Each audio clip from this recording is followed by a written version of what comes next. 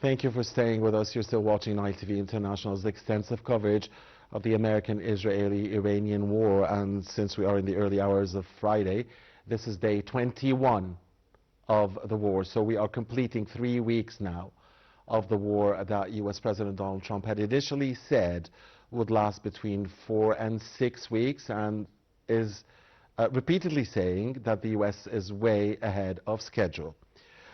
With us now, live over the phone from Washington, D.C., is Dr. Nabeel Mikhael, the Professor of International Relations. Dr. Mikhael, very good evening to you, and many thanks for watching us. And thank you, and happy Eid al-Fitr to all of you. Happy Eid, Dr. Mikhael. And all of its people. Thank you very much. Dr. Mikhael, so day 20, this past Thursday, how did you see the events? Day 19 was a very turbulent day, the day when Israel struck the South Pars Iranian oil and gas field, the field, by the way, that they share with Qatar, and Iran responded by hitting the Ras Laffan industrial field in Qatar, and the oil prices spiked day 19, and Mr. Trump said that he was not aware of the Israeli move and has asked Israel not to do this again.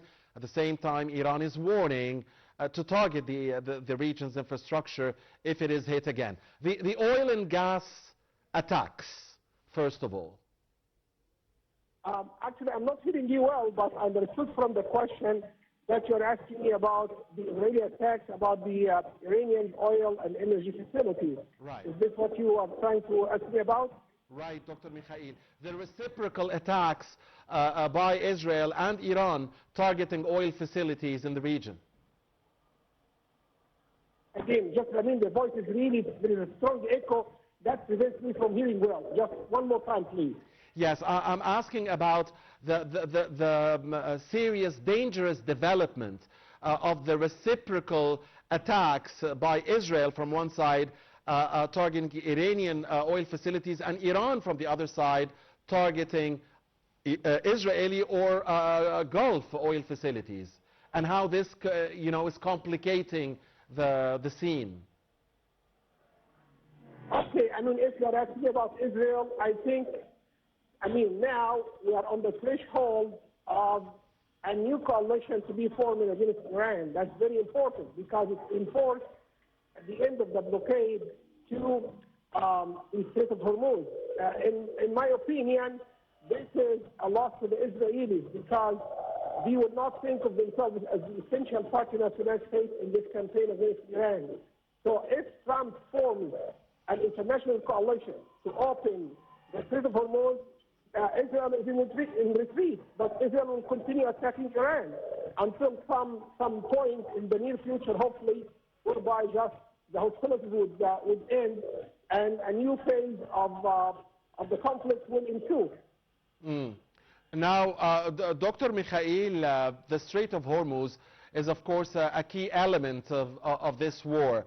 And the U.S. President said that he has asked Israel not to target Iranian oil facilities again, but he said that he might allow this if navigation in the Strait of Hormuz is not set free.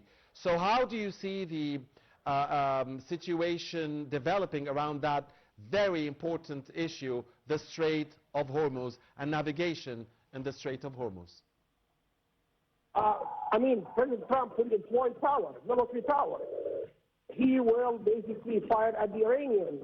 The recent statement by the War Secretary Hexes suggested that the United States was able to sink many of Iran's boats that could fire against any target, disrupt maritime trade, and also hit hard the giant oil tankers. But we do not know how big the zone of conflict is. In other words, there could be the campaign or the zone of Bab al-Mandab. Houthi could join. Individual acts of terror could be attacking ships. So Trump also has to take the full, to explain to the world, since it's an international coalition, the full scope of the potential conflict and its implications, how he will begin it, and how he will go to end it. Now, Dr. Mikhael, on Thursday, the U.S. president said that he will not be sending more troops to the region, and he will not be sending troops or boots on the ground anywhere. At the same time, the U.S. Treasury Secretary announced a lift on on oil sanctions on Iran if this oil shipment moves through the sea. So that looks from these two developments that America wants to wrap this up. But at the same time, the Pentagon is asking for $200 billion to finance the war, and that looks like gives us the indication it's going to be a very extended campaign. So which of the developments should we believe or get our lead from?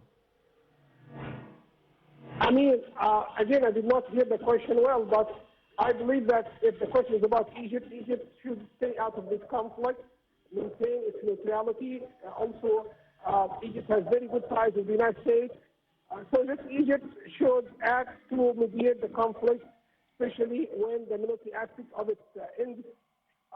But again, also Egypt has the total right to protect the Suez Canal and the navigation in the canal.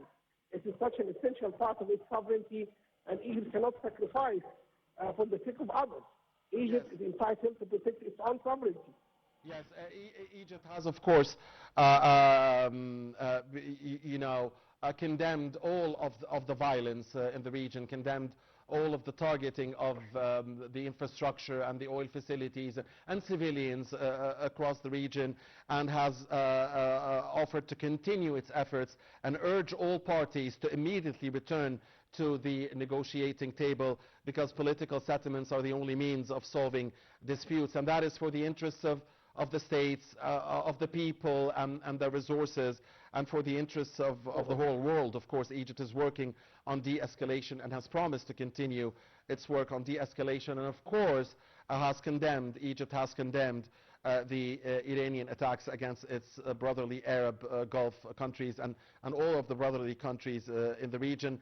And Cairo has conveyed the message to Iran, the clear message to Iran, that it is against these attacks.